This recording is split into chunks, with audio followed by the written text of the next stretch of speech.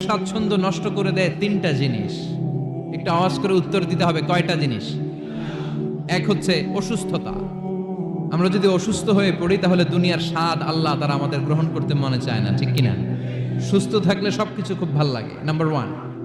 Number two হচ্ছে বার্ধক্য। যারা যুবক তারাই আসলে পৃথিবীর সব নাজ নেয়ামত বেশি ভোগ করতে পারে।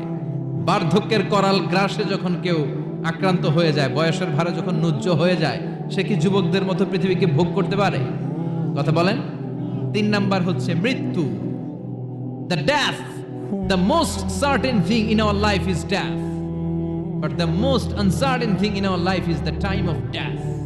আমাদের জীবনের সবচেয়ে সুনিশ্চিত বিষয় হচ্ছে মরণ, আর সবচেয়ে অনিশ্চিত বিষয় হচ্ছে মরণের সময়। আমরা সবাই জানি কবে মরব, আমরা সবাই জানি যে আমরা এই দুনিয়া থেকে বিদায় নিব, আমরা মরবো, ঠিক কিনা? এটা আমরা জানি না?